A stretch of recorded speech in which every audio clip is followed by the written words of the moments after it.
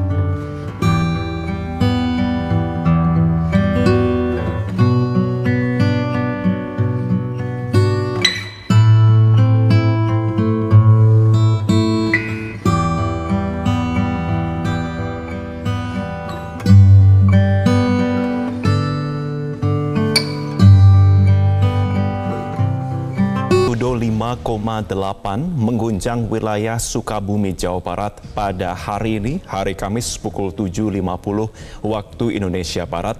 Tempatnya berlokasi di titik 7.11 Lintang Selatan dan 106.99 Bujur Timur.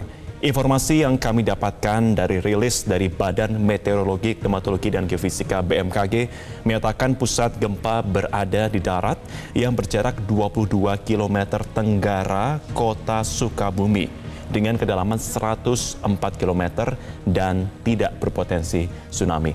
Kembali kami akan hadirkan informasi sebelumnya pemirsa, gambar yang kami tangkap dari rekan kami yang memantau langsung suasana di wilayah Sukabumi, gambar yang kami tangkap dari sejumlah unggahan.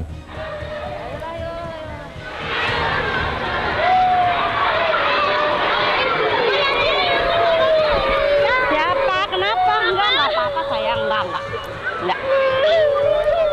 Enggak. Ayo istighfar dong, istighfar. Ya.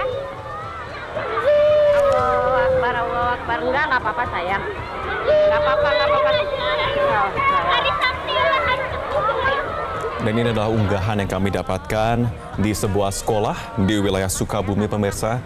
Nampak ketakutan dari anak-anak yang tengah belajar karena tentunya gempa bumi terjadi pada pukul 7.50 atau tepatnya pada waktu proses belajar mengajar berlangsung. Kami masih menghimpun informasi apakah hingga saat ini proses belajar dilanjutkan ataukah saat ini proses untuk evakuasi, yakni para siswa diperbolehkan pulang atau proses belajar mengajar dihentikan, saat ini sudah diterapkan di sana. Dan ini adalah gambar yang kami dapatkan di wilayah Cibadak.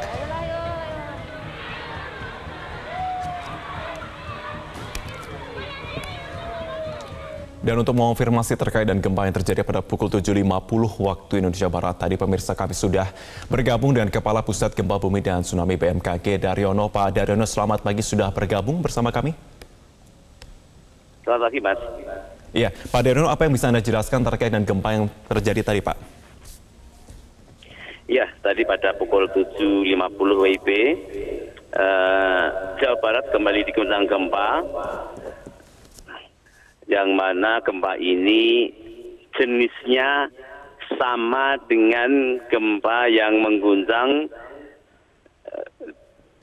Garut dan sekitarnya pada beberapa hari lalu. Saat itu gempanya berkekuatan 6,0 ya.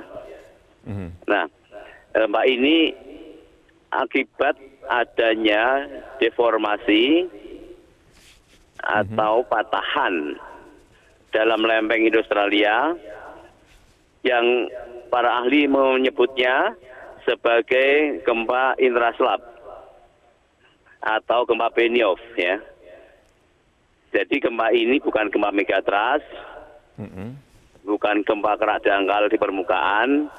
Ini adalah gempa di kedalaman menengah pada kedalaman 122 km. Ya, patut kita syukuri bahwa gempa ini tidak dangkal ya, sehingga tidak berpotensi tsunami. Kemudian juga tidak di kedalaman sekitar 50 kilometer ke bawah ya, karena EQ terjadi, maka gempa ini bisa berpotensi menimbulkan kerusakan karena karakteristik gempa intraslab itu mampu meradiasikan energi yang terlepaskan dari zat gempa itu lebih kuat dari gempa dengan magnitudo sekelasnya dengan sumber lain. Inilah uniknya, dan gempa ini memiliki spektrum guncangan yang cukup luas, hampir seluruh Jawa Barat, Jakarta, Banten, Jawa Tengah bagian barat, semua merasakan gempa ini, Mas.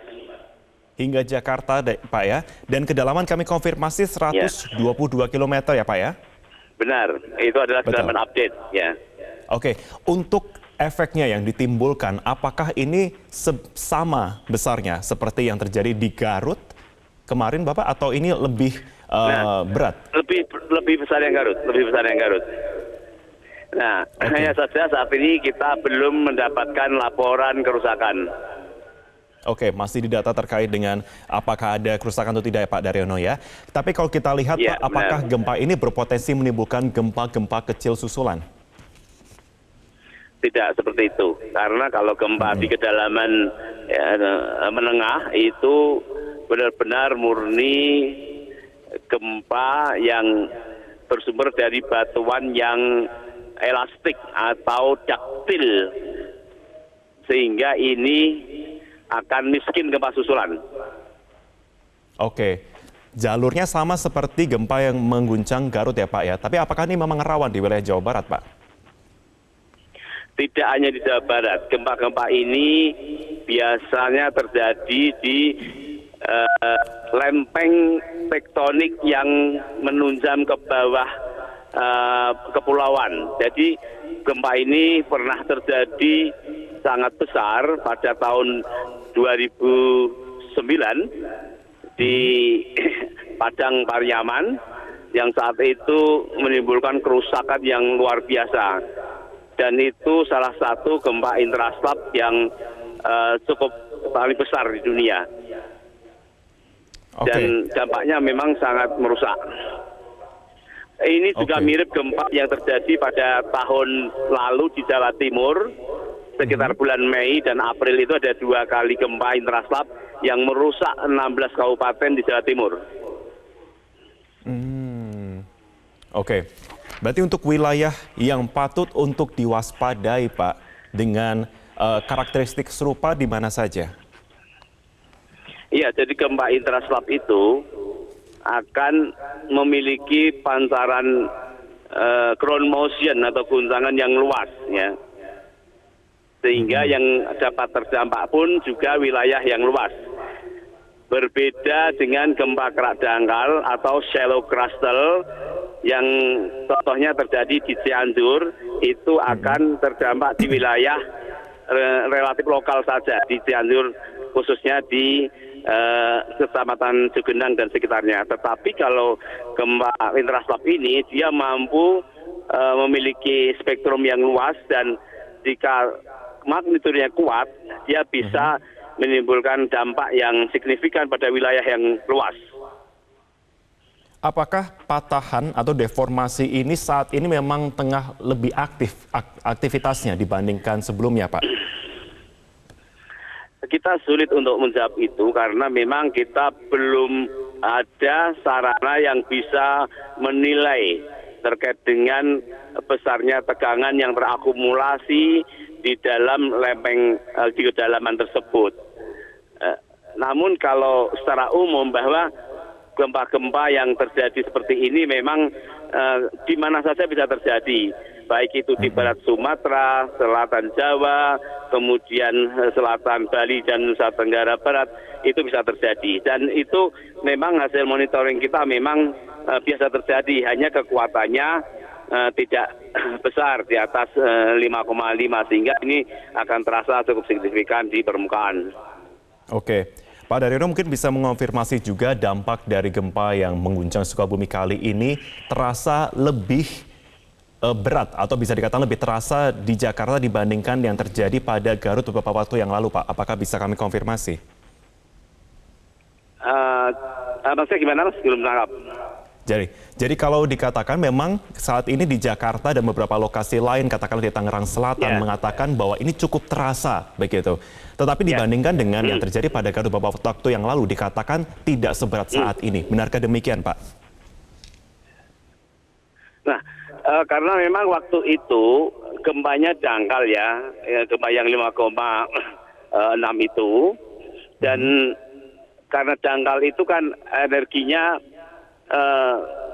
dapat mencapai permukaan itu tanpa belum banyak mengalami penyerapan atau atenuasi, sehingga gempa waktu itu memang dapat dirasakan di Jakarta, Tangerang cukup kuat ya, karena memang energinya itu sampai di permukaan itu masih relatif utuh ya. Itu yang menyebabkan gempa Garut kemarin di Jakarta lebih kuat ya. Oke, Pak Daryono, kalau melihat gempa Cianjur ya. Iya, kok melihat dari ini ya Pak, garisnya begitu ya, atau untuk beberapa, kalau saya lihat begitu dari petanya, apakah ini akan memberikan dampak juga getaran yang cukup besar di wilayah Cianjur, Pak?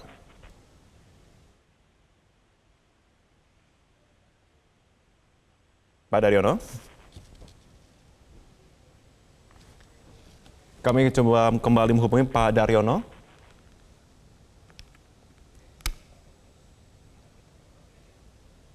Baik, saat ini kami mengalami kendala koneksi kami terhadap Kepala Pusat Gempa Bumi dan Tsunami BMKG Daryono, pemirsa.